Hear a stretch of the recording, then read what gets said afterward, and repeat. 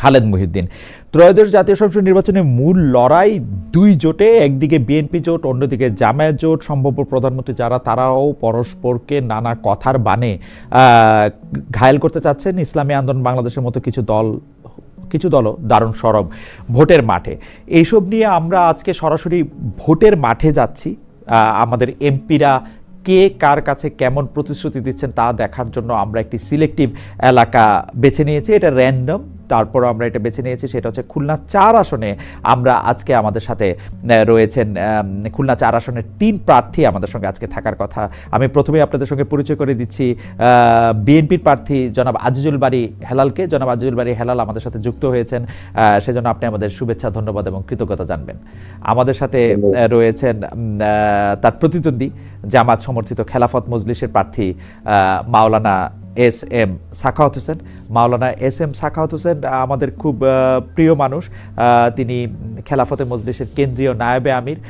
মাওলানা সাখাওয়াতও আমাদের সাথে যুক্ত হয়েছেন, আমাদেরকে সময় দিয়েছেন, সেজন্য আমাদের শুভেচ্ছা, কৃতজ্ঞতা এবং ধন্যবাদ জানবেন। আমাদের সাথে আরও যুক্ত হওয়ার কথা আরও যুক্ত হওয়ার কথা খুলনা 4 আসনে ইসলামী আন্দোলনের যিনি প্রার্থী রয়েছেন মাওলানা ইউনুস আহমেদ শেখ।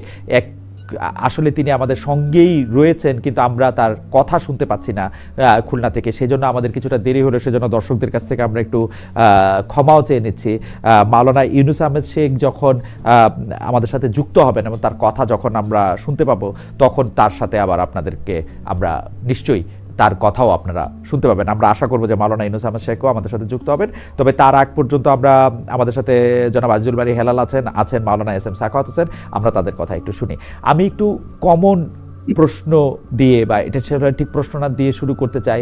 আমি প্রথমে হেলাল ভাই আপনাকেই শুনতে চাই, কিন্তু সেটা যেহেতু এটা প্রশ্ন না, সেটা 1 মিনিট এর মধ্যে যদি আপনি একটু বলেন। একই কথা আমি মাওলানা এস এম সাখাওয়াত হোসেনের কাছেও জানতে চাইবো যে আপনারা ভোটারদের কাছে কি বলে ভোট চাইছেন। হেলাল ভাই, আপনি ভোটারদের কাছে কি বলছেন, ভোট চাইতে গিয়ে কি বলছেন? যে আমাদের এই অঞ্চল দীর্ঘদিন নেতৃত্ব বঞ্চিত, এই ভোটারদেরকে সিদ্ধান্ত নিতে হবে যে তাদের অঞ্চলকে নেতৃত্ব দেওয়ার জন্য কে আসলে উপযুক্ত ব্যক্তিকেই, পছন্দের ব্যক্তিকেই যেন নেতৃত্ব নির্বাচন করে। এটাই আমার প্রথম বক্তব্য, এটাই আমার বক্তব্য। নেতৃত্ব শূন্য এবং তাদেরকে নেতৃত্ব দেওয়ার জন্য যাতে এটা নিযুক্ত করে। আচ্ছা, আমি একটু মাওলানা এস এম সাখাওয়াত হোসেনের কাছে জানতে চাইবো যে মাওলানা এস এম সাখাওয়াত হোসেন, আপনি কি বলে ভোট চাইছেন আপনাদের ভোটারদের কাছে? বিসমিল্লাহির রহমানির রহিম। আমি ওই অবহেলিত রূপসা তারকাদা দিগলিয়া অঞ্চল, এই অঞ্চলের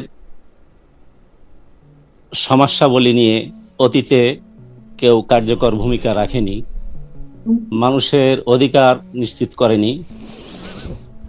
সেজন্য আমি চাই যে সৎ এবং যোগ্য নেতৃত্বের মাধ্যমে যাতে এই এলাকার বঞ্চিত মানুষের অধিকার নিশ্চিত হয়, এই এলাকার কাঙ্ক্ষিত উন্নয়ন সাধিত হয়, সেই লক্ষ্যেই আমি সকলকে আহ্বান জানাচ্ছি যে সৎ এবং যোগ্য লোককে তারা নির্বাচিত করবে। ওকে, আমার দ্বিতীয় কমন প্রশ্ন, এটা আমি আবারও হেলাল ভাই থেকে শুরু করি। হেলাল ভাই, গণভোটের প্রচারণা করছেন কিনা, হ্যাঁ বা না, কোনটার পক্ষে বলছেন? আমরা জানি যে জনাব তারেক রহমান বলেছেন যে হ্যাঁ ভোটে অংশ নিতে, কিন্তু আমরা আবার জানি যে তৃণমূলে অনেক ক্ষেত্রে বলা হইতেছে যে না ভোট দিতে। আপনার এলাকায় আপনি কোনটা অনুসরণ করছেন? দেখুন, আমি ব্যক্তিগতভাবে হা ভোটের পক্ষে, আমার দলের চেয়ারম্যানও হা ভোটের পক্ষে। এখন আমরা একটা গণতান্ত্রিক দল, হা ভোট না ভোট দেওয়ার জনগণের একটা অধিকার আছে, তিনি নাও দিতে পারেন, হাও দিতে পারেন। তবে আমরা প্রচার করছি যেন হা ভোট দেয়। যেহেতু আমার দল হা ভোটের পক্ষে, আমিও হা ভোটের পক্ষে। কিন্তু আমি একটা জিনিস লক্ষ্য করলাম, সরকার প্রথমে হা ভোটের পক্ষে প্রচারণা করে হঠাৎ থামিয়ে দিয়ে বললেন যে এতে কনফ্লিক্ট অফ ইন্টারেস্ট। আমরা প্রথমেই বলেছিলাম যে আপনি সরকার যে গণভোটের পক্ষে প্রচার করলে তাইলে তো কোনো আপনার ডেমোক্রেসি থাকলো না।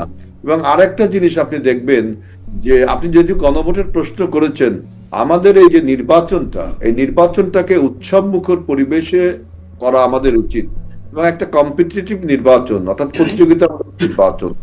যে নির্বাচন শেখ হাসিনা গত 17 বছরে 3বার না 4বার করে গেছে, ওই রকম নির্বাচন যেন বাংলাদেশে আর অনুষ্ঠিত না হয়, যাতে উৎসব মুখর পরিবেশে হয়। নির্বাচন কমিশনের অনেক বিধি নিষেধ, আমরা আমরা এই বিষয়গুলি নিয়ে আলোচনা আসবো। হেলাল ভাই, আপনি কি হ্যাঁ ভোট দিতে বলতেছেন লোকজন রে?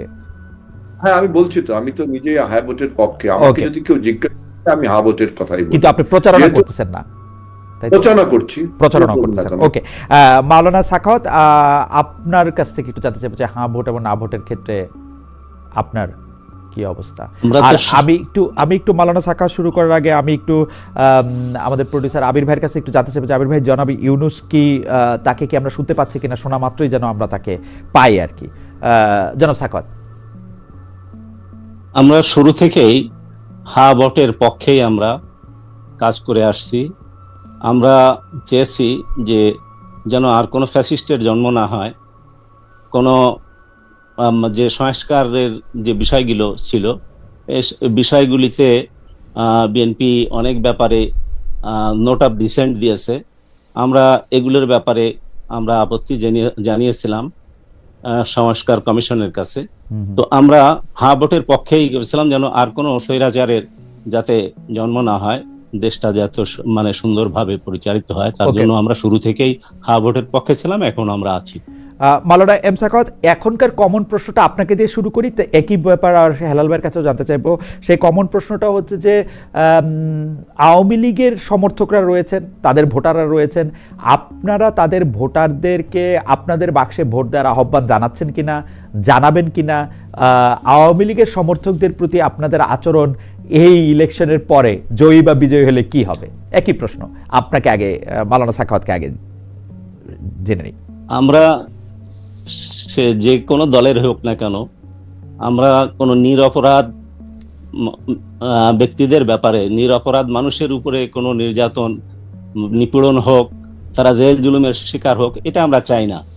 তো সেটা আওয়ামী লীগের সাধারণ মানুষ যারা যারা কোনো অন্যায় অপরাধের সাথে সম্পৃক্ত না, জড়িত না, বা কোনো অপকর্মের সাথে জড়িত না, তাদের ব্যাপারে আমাদের কোনো কমপ্লেন নাই। হ্যাঁ, যারা দুর্নীতি করেছে, সন্ত্রাস করেছে, চাঁদাবাজি করেছে, তাদের ব্যাপারে মামলা হয়েছে, হামলা হয়েছে, সেটা বিচার হবে, বিচারের মাধ্যমে তাদের শাস্তি হোক, যেটাই হোক না কেন, এ ব্যাপারে আমাদের বক্তব্য নেই। কিন্তু সাধারণ মানুষ, সে আওয়ামী লীগ করুক আর যে দলই করুক না কেন, তাদের ব্যাপারে আমাদের কোনো অভিযোগ নেই। হ্যাঁ, তারা দেশের স্বার্থে, কারণ দেশের জনগণকে আমরা বিভক্ত করতে চাই না, সকলে মিলেমিশে আমরা দেশকে গড়তে চাই। সেক্ষেত্রে তাদের প্রতিও তারাও আমাদের সাথে মিলেমিশে কাজ করবে, এতে আমাদের কোনো আপত্তি নেই। তো সেটার ব্যাপারে আমরা সকলকে আহ্বান করতেছি, আসেন দেশ গড়ার ক্ষেত্রে এবং দেশ থেকে চাঁদাবাজি এবং দুর্নীতি বন্ধ করার স্বার্থে আমরা সবাই মিলেমিশে কাজ করি, সেভাবেই আমরা সবাইকে আহ্বান জানাচ্ছি। হেলাল ভাই, আপনার কাছে আসার আগে আমার মনে হয় যে জনাব ইউনূস, মাওলানা ইউনূস আহমেদ শেখ আমাদেরকে এখন শুনতে পাচ্ছেন। মাওলানা শেখ, আপনি কি আমাদেরকে শুনতে পাচ্ছেন? আমি শুনতে পাচ্ছি খালিদ ভাই, আমি শুনতে পাচ্ছি। খুবই ইন্টারেস্টিং ব্যাপার, আমি তার মুখ নড়া দেখতে পাচ্ছি কিন্তু তাকে আমি শুনতে পাচ্ছি না। তাকে কি আপনারা শুনতে পাচ্ছেন? হেলাল ভাই, আমরা শুনতে পাচ্ছি। দর্শকরা কি শুনতে পাচ্ছে? আবির ভাই, দর্শকরা শুনতে পাচ্ছে, তার মানে আমি শুনতে পাচ্ছি না। আসলে আমি শুনতে পাচ্ছি খালিদ ভাই, আমাকে শুনতে পান না এখন? আচ্ছা ঠিক আছে, আমি এইখান থেকে শুনে নিব না, আমি আমার মোবাইল ডিভাইস থেকে শুনে নিব না। জনাব ইউনূস, অধ্যক্ষ ইউনূস, আপনি আমাদেরকে দুটি বিষয় আমরা প্রশ্ন করেছিলাম, সেই প্রশ্ন দুটি যদি আপনি একটু জবাব দেন। একটা হচ্ছে আপনি গণভোটের প্রচারণা করছেন কিনা, এবং গণভোটে আপনি কাকে আসলে ভোট দিতে বলছেন, হ্যাঁ কে নাকি না কে? আর দুই হচ্ছে আপনি আওয়ামী লীগের ভোট আশা করছেন কিনা, বা আওয়ামী লীগের ভোট আপনি চাচ্ছেন কিনা, যাতে আওয়ামী লীগের ভোটও আপনার বাক্সে পড়ুক।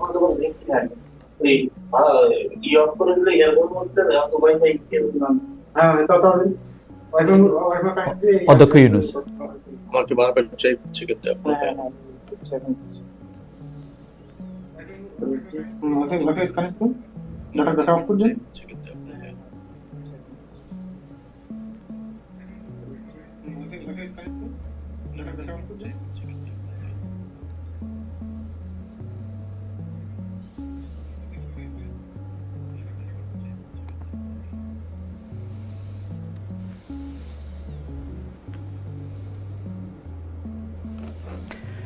অধ্যক্ষ ইউনূসকে আসলে আসলে আমরা শুনতে পাচ্ছি না। আমরা হেলাল ভাই, তাহলে আপনার কাছ থেকে শুনি। মাওলানা সাখাওয়াত কিন্তু স্পষ্ট করে বললেন যে উনি কোনো বিভক্তি চান না। যারা ভোটার আছেন তেরখাদা এলাকার খুলনা 4 আসনের, তাদেরকে তিনি আহ্বান করবেন তাকে ভোট দেওয়ার জন্য। সেই ক্ষেত্রে মানে কে অতীতে কি দল করেছেন কি করেছেন সেটা ওনার বিবেচনা। যদি আসনের উন্নয়নের জন্য তিনি সবাইকে এক হওয়ার ডাক দিচ্ছেন। আজিজুল বারী হেলাল। আমি এই প্রশ্নের উত্তরটা শুধু তেরখাতা দিঘলিয়া রূপকার মধ্যে সীমাবদ্ধ রাখতে চাই। আমি এই প্রশ্নের উত্তরটা দিতে চাই যে all is fair in love and war. প্রেম এবং যুদ্ধে সবকিছুই বৈধ, এরকম একটা নীতি আমি দেখলাম যে আমাদের 11 দলীয় জোট নিয়েছে, যে সবকিছুই যেন বৈধ। যেমন আমি দেখলাম যে আপনার স্ট্যাম্প, ভোটের যে স্ট্যাম্প, এটা জালিয়াতি করা হচ্ছে। লাভ এন্ড ওয়ার, লাইক আপনার ভোট যুদ্ধ। হেলাল ভাই, এই ভোট আপনার কাছে একটু ক্ষমা চেয়ে